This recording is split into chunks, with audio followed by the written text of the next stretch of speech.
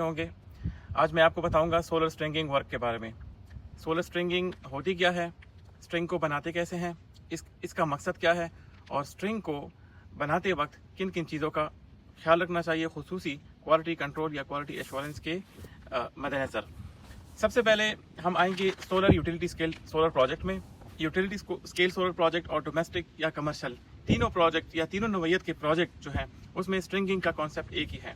String basically उस connection को कहा जाता है जिसमें हम मुख्तलिफ या सेम नेचर ऑफ मॉड्यूल्स को हम मिलाकर उनको सीरीज में कनेक्ट करके एक खुसूसी जो है स्पेसिफिक वोल्टेज जो है उसको जनरेट करते हैं। ठीक है, नॉर्मली हमारे पास पाकिस्तान में अगर हम डोमेस्टिक सोलर प्लांट इंस्टॉल कर रहे हैं तो वहाँ पर हमारे पास 3 किलोवाट या 4 किलोवाट 5 किलोवाट का सिस्टम होता है, ज़्यादा भी हो सकता है।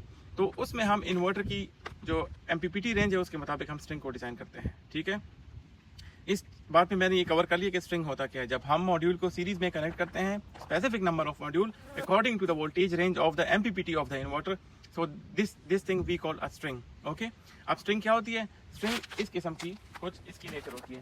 ये सोलर केबल है, ठीक है, ये मॉड्यूल हमने सारे आपस में कनेक्ट कर लिए हैं और वहाँ पर जितने स्पेसिफिक नंबर है, मतलब यहाँ पर जो हमारे पास केबल है तो वो 1500 VDC की केबल है और जो इन्वर्टर की MPPT है वो भी 1500 के अराउंड है। तो हमने क्या किया है कि उसका तकरीबन इसमें जो मॉड्यूल्स आ रहे हैं VOC इस एक मॉड्यूल का 48.5 समथिंग है। ठीक है, अब ये इसका वोल्टेज 48, इसका वोल्टेज तकरीबन जब 29 मॉड्यूल हमारे पास इकट्ठे होंगे तो उससे हमारे पास अराउंड 1500 का VOC आएगा और वो VOC हम इन्वर्टर के इनपुट साइड पे कनेक्ट करेंगे through the DC combiner box. Okay, ये DC कंबाइनर बॉक्स इसमें एक कनेक्शन सोर्स है जिसमें हम स्ट्रिंग की वोल्टेजेस को छोटी केबल से बड़ी केबल के जरिए से इन्वर्टर में मुंतकिल करते हैं। ठीक है, नॉर्मली हमारे पास सोलर PV प्रोजेक्ट्स में जब 6 mm केबल होती है, 1500 VDC उसकी रेंज होती है, तो तकरीबन 28 से 29 मॉड्यूल आते हैं। अगर आपके पास केबल का साइज बड़ा है, केबल बड़ी है, ठीक है, तो आप नंबर ऑफ मॉड्यूल को बढ़ा सकते हैं। इसके हिसाब से आपने DCB में जो फ्यूज इंस्टॉल हुआ है उसकी भी आप जो है साइज को फिर बढ़ाएंगे, उसकी रेटिंग या कैलकुलेशन चेंज होगी।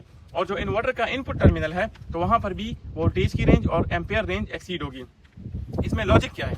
6 mm 1500 VDC की वोल्टेज हमारे पास जनरेट होकर यहाँ पर गई है। यहाँ पर तकरीबन इनका जो कंबाइन वोल्टेज करंट रेटिंग होती है वो तकरीबन 11 से 12 एम्पेयर, मैक्सिमम 13 से 14 एम्पेयर तक भी जा सकती है। ठीक है, जब पीक आवर्स होंगे।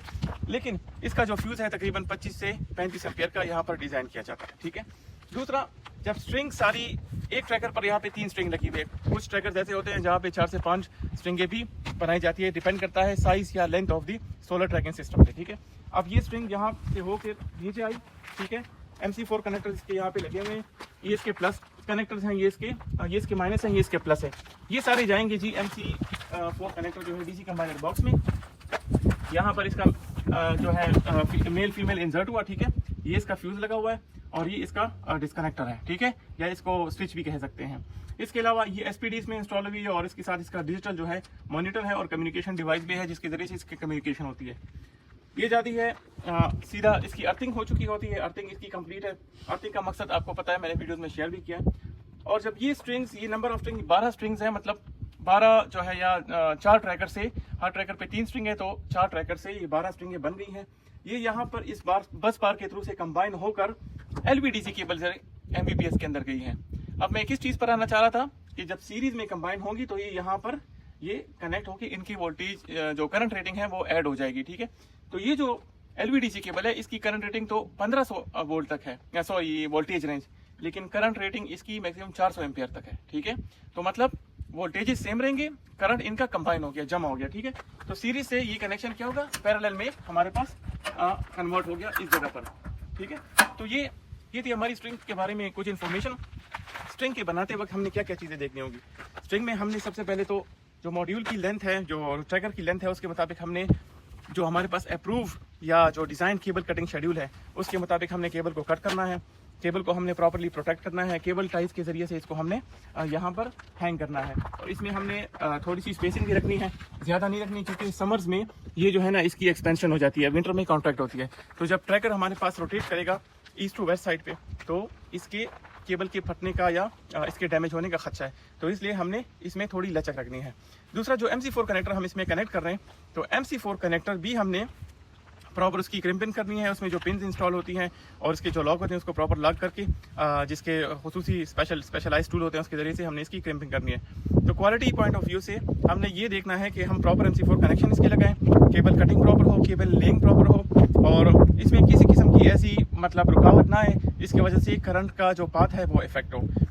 इसके अलावा हमें सेफ्टी की कंसर्न्स का भी ख्याल रखना चाहिए पूरे ट्रैकर सिस्टम की, और जहाँ से स्ट्रेंथ जा रही है तो उसकी हमने प्रॉपर अर्थिंग भी करनी होगी। तो ये थी कुछ इन्फॉर्मेशन।